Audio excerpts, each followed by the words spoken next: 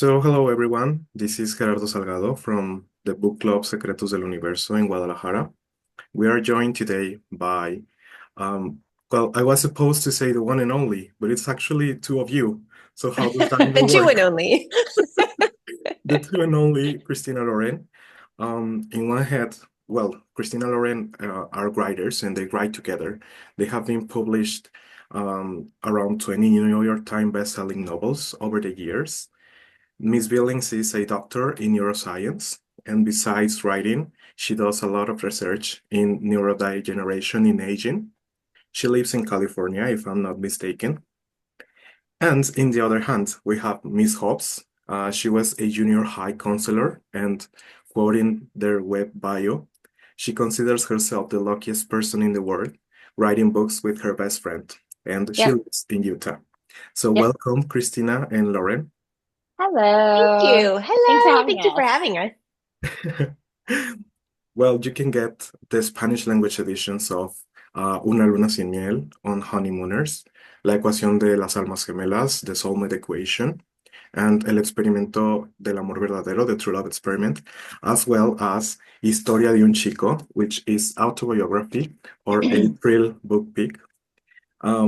So we hope that we can get more translated books soon. Yes, we Yes. hope so too.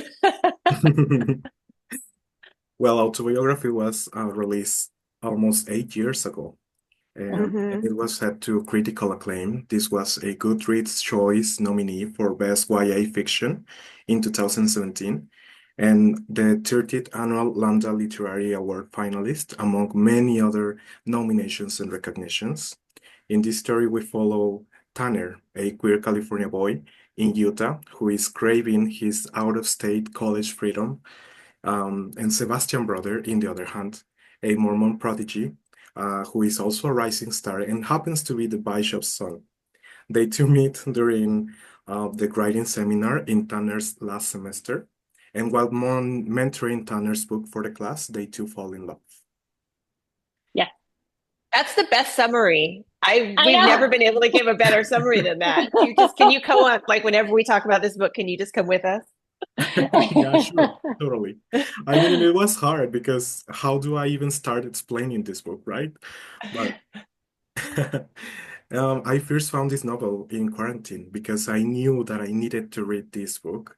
I even practiced my English reading because of this book. And well, Aw. there was no Spanish translation at the moment, so I had to deal with it. And I have been waiting for years, literally for years, to share autobiography with someone. Mhm. And I'm so glad that you, my fellow reader friends in the book club, are my someone this month. Oh, I I love just this. I just reread it earlier this month, and I even love this book way more. I mean, even when the story is set in an entire different country for us Mexican readers, the basis of the novel is very universal. And first of all, I want to say thank you, Lauren and Christina, for delivering such a powerful statement with this book. Oh, well, Aw. thank you so Thank, much. This just yeah, makes thank us you. so happy. This is the book of our heart. So whenever it finds its people, we are so happy. Yeah. Yeah. I mean, and I think that you said before that both Tanner and Sebastian are your babies, but I hmm Yes. would like to start this conversation by asking you, which character was the most fun to create or to develop in the story, Tanner or Sebastian? I mean, I think for me, Tanner, just because he has so much in common with my experience. I grew up in the Bay Area. I never moved to Utah, but I had very loving and sort of open-minded, accepting parents. And so whenever I went through any sort of stage of self-discovery, whether it was, coming out as bi or wanting to leave my job in science to be a romance writer or anything that I wanted to try and do, my family always supported me. And so I think, writing that character and the family that kind of holds him in their like loving palms, I think was really satisfying because it felt very familiar to me. Um, I would say I am sort of Tanner's mom and dad in some ways just because I live in Utah and I have a pride flag out all the time and I have like rainbow stickers on my car. And even though I am straight, I felt very close to Sebastian because I worked, in a junior high with lots of Tanners and Sebastians. And so for us, like writing this book was sort of, those kids were with me in like seventh, eighth, and ninth grade. So from like 12 to 15 years old. And so I didn't get to see them like when they went off to high school. I didn't get to see that sort of happily ever after. And those kids always had a way of finding themselves like hanging out in my office. I think, kids who are questioning their sexuality or are already out or whatever have a sense of like telling they can sense who's safe, like the safe spaces, and they just knew that like they could come hang out in there. And so even though there's a lot of internal struggle going on in Sebastian, like I wouldn't want to be in his head in an entire book. I feel like it would be just very angsty and, stressful and stuff. But I felt very close to him because I knew so many of them. It certainly makes sense. I mean, in the acknowledgement part, you mentioned the inspiration to create autobiography, and your own experiences are, it's something like fate because this book was supposed to be born in the exact moment because of you two, and I think that only you can create something like this because of the heart that you deliver in the story and the powerful message that you were planning to give. I don't know if you knew that at the moment, but it is an interesting conversation. It's something that we need to, question at some point in our Mhm. lives. And I believe that even though this is a difficult book, it creates empathy for the readers. Mhm. Going to the creative process, I would like to know which was the funniest part in your process because I think you travel. I think that you knew, you give us both perspectives from LA and Utah at the same time. So how was that? I mean, I think for writing, me, oh, sorry, go ahead. go ahead. No, no, go Oh, ahead. well, one of the funnest parts for me was because, like, obviously I live here and Utah, or Lo doesn't, but she comes to visit all the time. And so we went up to BYU and Lo got to see the culture sort of firsthand and realized that when, like, we walked into this student building and the first thing she heard was somebody go, "Oh my heck," as they were like playing pin, like, I don't know what they were playing, like, I don't know, paddle ball, something, Ping ping pong, pong, something, something. Yeah. ping pong. Thank you. I'm not sporty, and it was just so funny to like just have this like culture just like opened up right in front of her. Because sometimes I have a tendency, like, I'm not a huge swear sometimes when I'm in front of people, and I think it's just because I'm conditioned from working in schools and stuff so long that I always say, "Oh my gosh," or, "Oh my heck," or, something like that. And so it was just so funny to have that be the first experience was Lo like hearing this, like, "Oh my heck," and these guys like yelling at each other. Yeah, that was a really fun trip. And I think, that Provo is it's such a weird town in that way that most people who live there are Mormon. And so when you are there and you are not Mormon, you feel like you really stand out, which Yeah. as a white person in the United States, I don't often feel like I stand out. And so it was a really interesting experience for me to sort of be in a place where like there was a religious majority that I was not a part of.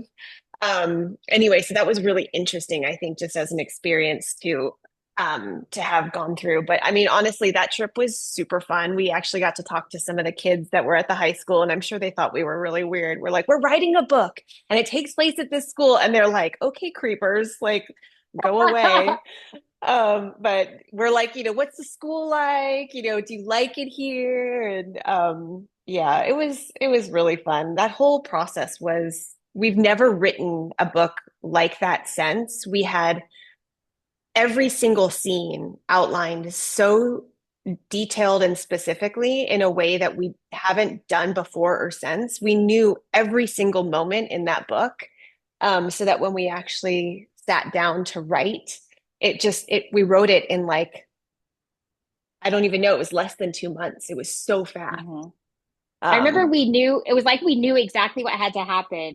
And so we had it on post-its and it was just like moving the post-its around to like the yep. right order. But we knew the like points so clearly of where they needed to be at each point. Yeah. Yeah. That's quite interesting. I mean, and I stand with Christina. I mean, the language situation, it's very funny when we first read it because we are very used to, cuss or Yeah. Yeah, taking yeah. religious expressions in a bad sense or in a bad way. So when Tanner realizes that he's not supposed to be talking like that with Sebastian, he's like, Yeah. Yeah, he yeah. feels not comfortable at all. Hmm. Yeah.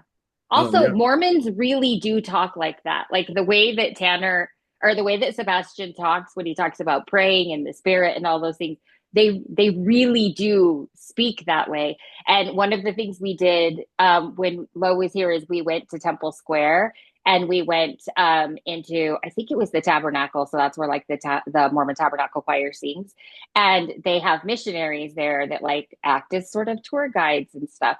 And so we were asking them questions, and this girl was, I can't remember where she was from, but she was almost done with her mission. And she was so breathless with like excitement over just her faith. It was so strong.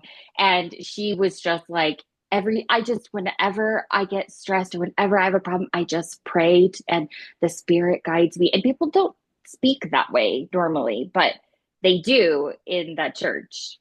Hmm. I mean, I was raised without any structural religion. I didn't go to church growing up. And I know that, Mexico is a very Catholic country. And I think that there's a lot of religion built into the kind of baked into your culture. I didn't grow up with any of that. And so whenever somebody talks to me about faith, I always think, but do you believe it really? Like, do you really believe it? Come on, really? But then when we went to the tabernacle and we met this woman who you could just see in her heart, like how strongly she felt about it and how strong her faith was, it was really eye-opening for me. Mormons, they go, my dog is just gnawing on my arm. Like, You pay know, attention. I know Mormons go on missions. They'll take 2-year missions after high school. And, for so long, I thought, gosh, you just go into another culture, another country, another state, and try and convert people.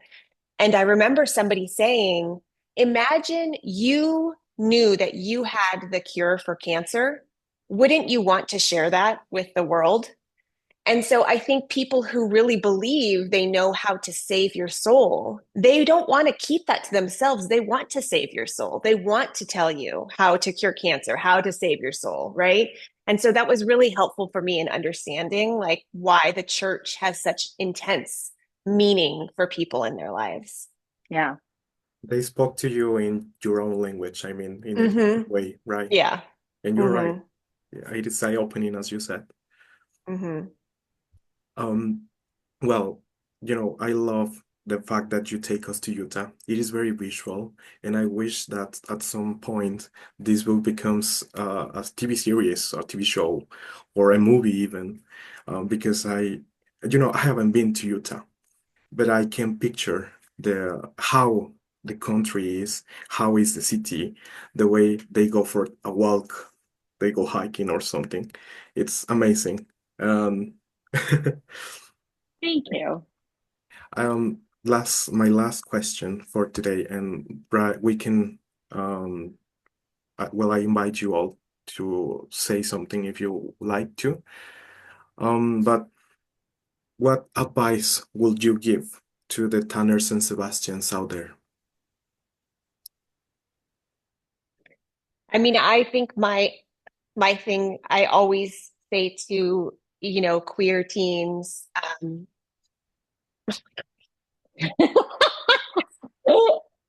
is find your people. They're out there. Don't change yourself to fit into the place where you are if it doesn't work for you.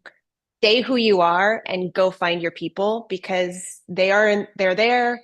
You're perfect how you are. And also I think sometimes when we are growing up, as young teens, we don't find our people as like readily, but just trust me that your people are there. And you, especially as you get older, you will find them. You will be more comfortable in who you are. You will find the people who understand you, who love you. So that's my thing is just go out and find your people. Yeah, I would say that the problem isn't with you, it's with the world. Like you are perfect. The problem, so I'm not Mormon, obviously, but I have family who is. And like my brother was not happy when we wrote this book. But that's his issues, not mine.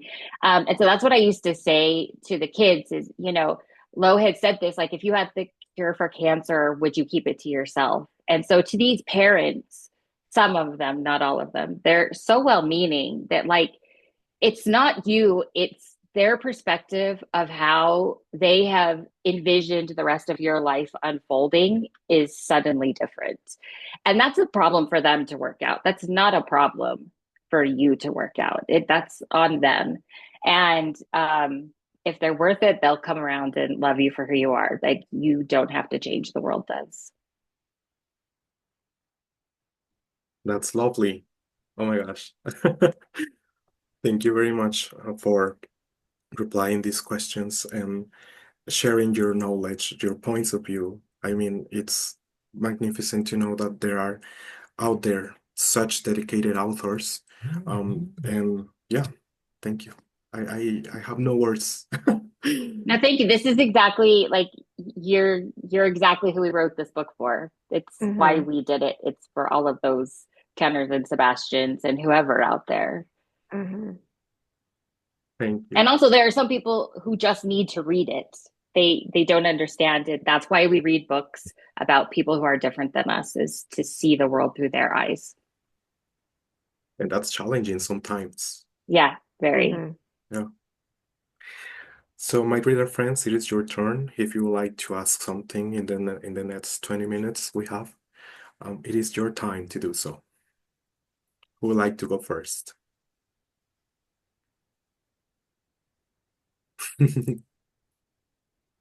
Don't be nervous. Yeah, don't be scared. Diana, go ahead. Thank you. I just wrote to the guys in the WhatsApp group that we have, the WhatsApp chat that we have, that I felt that it could be a bit difficult for me to speak because I'm sorry, give me just a moment. Sorry, I didn't read it. Don't worry. It's just that I personally met someone who was a friend of mine during what we call like middle school. That's some sort of Hmm. a part between elementary school and high Yeah, school. that junior high is what we would call in Yes. Utah. That's what we'd call it. Yeah. Ah, thank you. And we lost contact after we left middle school, but I started to talk to him again until we were university, and he actually was on this part of his life where he was on his missions, and I remember him that he was trying to show me the vision of their religion.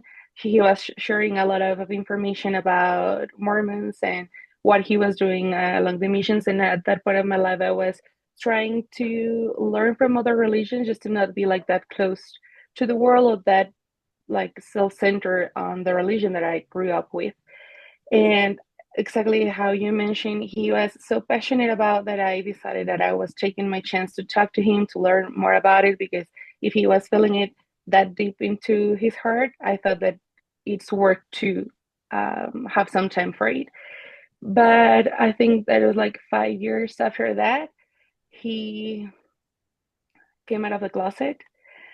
He was kind of happy about it, but after some months about his first like announcement to the world, he started to share like a very difficult decision or situation that he went through, the whole situation with his church.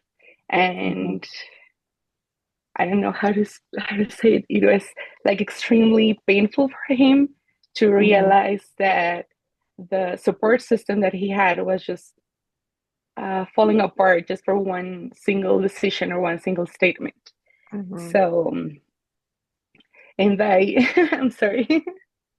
And I hope he knows, like, Mhm. that was their problem, not his. Yes, Love should be now he does. unconditional. Because Yeah. when he started to show all the messages that his bishop was sharing, like, you may be confused, or if you have to know that if you do this, your family is going to reject you, and if they don't, the church is going to reject your families. That it was quite a difficult decision for all of them, and in that sense, I was really feeling Sebastian.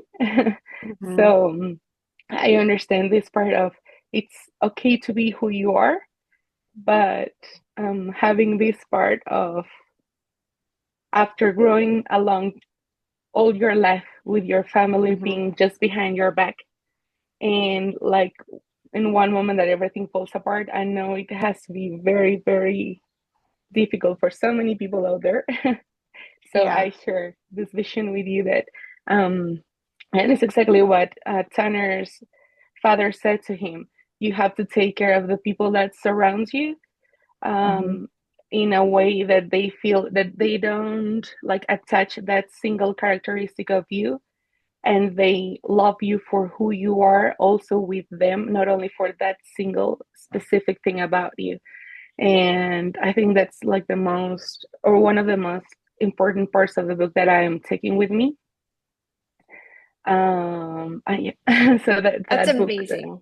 for me was also kind of, I mean, the situation that I'm telling you about, it didn't happen to me, but I lived with someone that Yeah. I appreciated. I Yeah. like this is type of experience, and I'm sorry I didn't explain myself that good. No, no, you were perfect. I mean, I think one of the things that Sebastian says in the book is, the thing about the church, and this is true, I think. I mean, again, I'm just speaking from having researched that when you grow up in a church setting, it's such a huge part of your life. It penetrates every aspect from your social life to your family life to your internal life to your schedule. Everything is sort of tied up in this. And so for Tanner or for Sebastian, that scaffold, when it's suddenly gone, you almost feel like you're collapsing in on yourself. You don't know who you are without the structure of the church. And so I think for your friend and for Sebastian and anybody going through this, the idea that I have to choose either to be true to myself and accept who I am and lose everything else that makes me me, or I have to deny who I am to keep this sort of holding myself up by this structure that I'm familiar with. And I think that's a terrible choice. It's so painful. So I can't imagine what it would feel like to go through that. Honestly, it makes my heart hurt to think about it.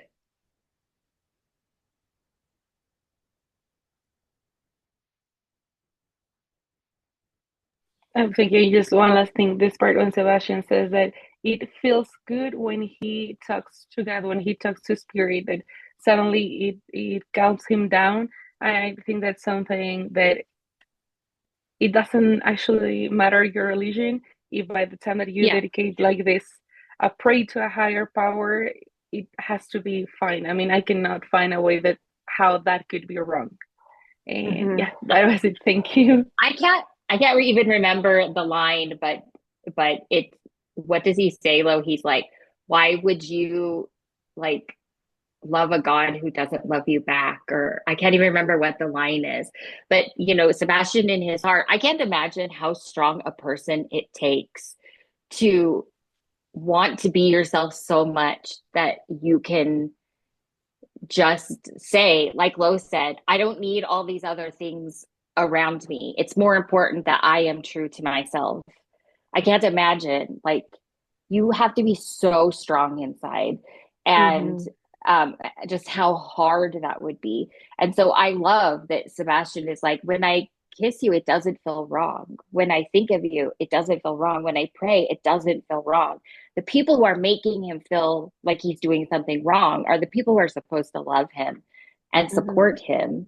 And that I can't imagine what that would be like. And it happens to so many people. And I think that's why sometimes I think maybe I should leave Utah, maybe I shouldn't, but I want more people like me here because there are so many of these kids. I mean, that is a universal thing throughout religions. I think like that's why we have, people who are Catholic or Jewish or whatever who write to us or talk to us because Sebastian's experience is so universal in that way. Like Lo said, like when you are in a religion, sometimes it is just your entire world. It's like so many of your activities are focused on this thing, and to have it be gone must just be devastating. And so I just want to like hug Sebastian so much. I think that's the feeling we felt like in it so much, was we just wanted to wrap him up and hug him and like save him from the world.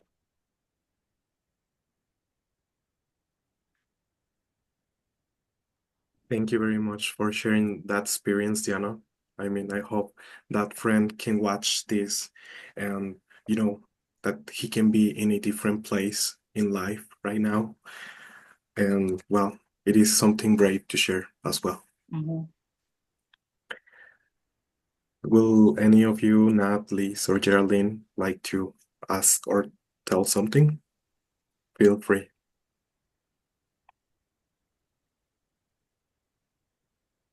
I can say something. For me, as I'm older, these teenager books was are now difficult to read because I don't feel like so identified to them. But Mm-hmm. this one, I think it will help.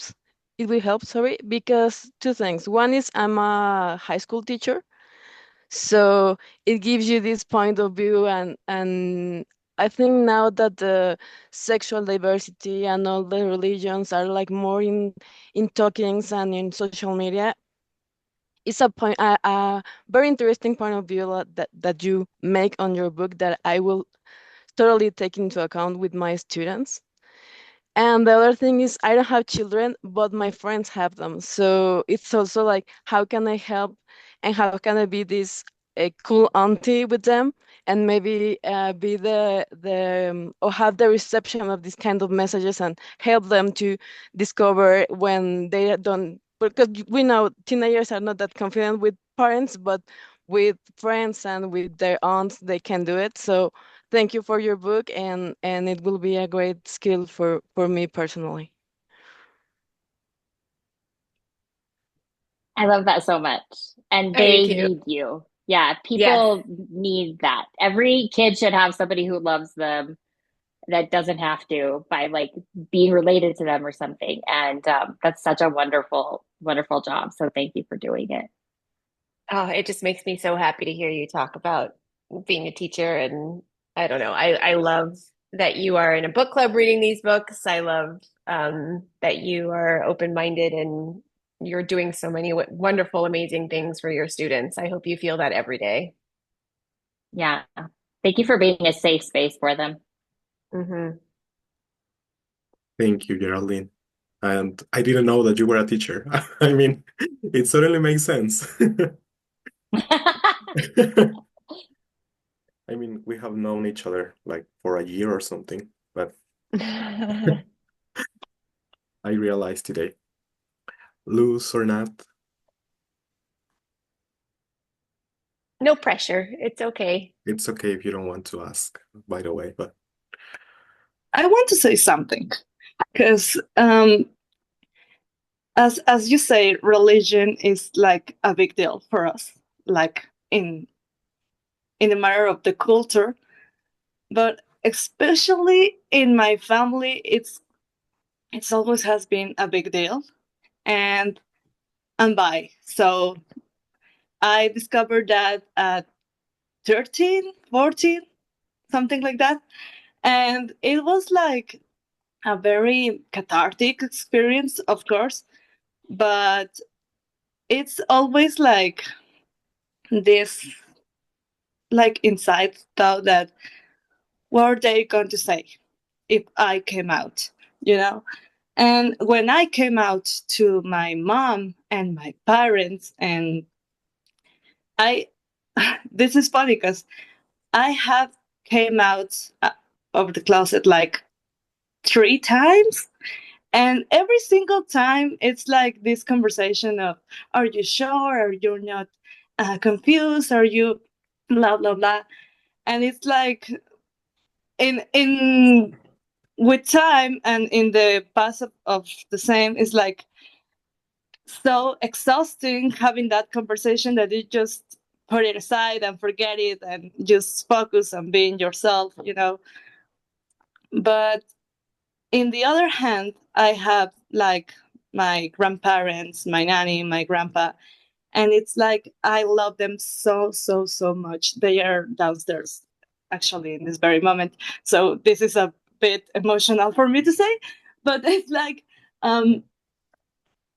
I want to tell them so bad who I am and the feeling that I can't do it because they are like really, really Catholic people, and like I know what they are going to say, and no, I know that they love me, but I know also what they're going to say or think, and it's just like I have to protect them and protect myself, and it's a very, very difficult thing, but it's also come from a place like full of love, I think.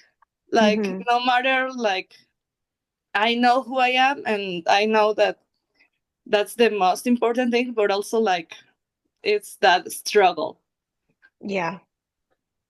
Yeah. And these people that are so important to you and so close to you, and you feeling like there's a piece of you that they don't know, and you're having to keep that from them to protect them, to protect yourself. I mean, that's incredibly hard. I just want to hug you so much right now. Like when you're talking about this, it's just like, oh, this is the one thing that's hard about Zoom. You know, you're so strong and there's so much love in what you're saying. Really, it's just very touching. Especially that you're mature enough to know that they're well-meaning, and that some of you coming out is about how they see your soul, or they see your afterlife, or how they see your life unfolding in the world. Is the rest of the world going to be gentle with you, or is the rest of the world going to be mean or cruel or whatever? And so I love that you see that. And again, that's not your problem. That's their problem. You are perfect exactly the way you are. And it's everyone else who needs to change. But I really do love that you're like strong enough in yourself to see that it's not necessarily that you like are okay with it, that you understand the way that some people are. And I just think that that's so wonderful, and I'm just really proud of you for being strong enough to know that like you need to protect yourself and who you can tell and who you can't. And I just want to hug you too.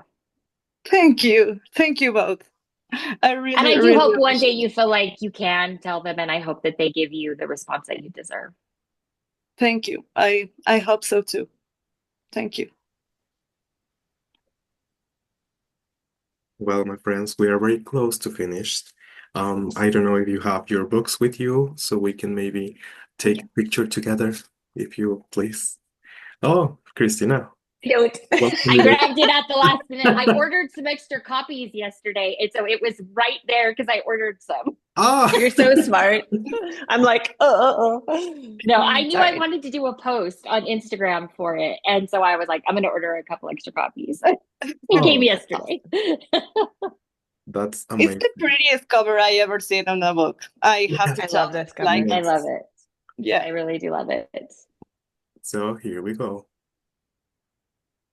Thank you very much again. Thank you. Oh, It it's was so lovely to meet all of you. Yeah. I hope when we come to Mexico, we get to meet all of you in person. That would be so wonderful. Please. Yeah. I had the chance to meet Christina in the high school. Yes, We visited. I know she's so lucky. Yeah. I And one of the things I said to her is I was like, it was just the most like lovely trip, the most lovely people, and how much love autobiography had there just just made me so happy because like we said, when we want people to like, we are like, this is our heart in a book. This is who we Mhm. are in a book. And so I really want people, this is the one I wish every single one of our readers would read, not just for themselves if they see themselves in it, but if they see people that they know in it. Mhm. So, but yeah, it was such a wonderful trip. I'm so glad that you felt happy on the time, and it was destiny as well. And so thank you so much. A special thanks to Christine who helped us arranging this lovely meeting. Um, Yes. Yeah. her help was very, very, very well appreciated. And everyone, please check Christina Lauren's work. And I don't know if there's something else coming soon that we can expect, maybe. Or if you cannot talk about it, I understand as well. We don't have a new book out this year. We have a new book coming next year. So, Oh, okay. So yeah, it's we're right. re-releasing Love in Other Words this year in hardcover. So, Yeah. we're doing that. But we just turned in our next year's book just like last Yeah. week. So, Yeah. Oh, Woohoo! exciting. yeah. It Congratulations. is. Yeah. Best of luck. Best of luck. I know it's Thank going Thank to be a you. banger. you. It's going to be a banger as well. I hope so. It was so lovely to meet all of you. Yeah. Thank you very much. Have a lovely weekend. And thank you so much for reading Autobiography, for purchasing your copies, and for joining today. See you next time. Bye, Amazing. you guys. Bye. Bye. Bye. Thanks.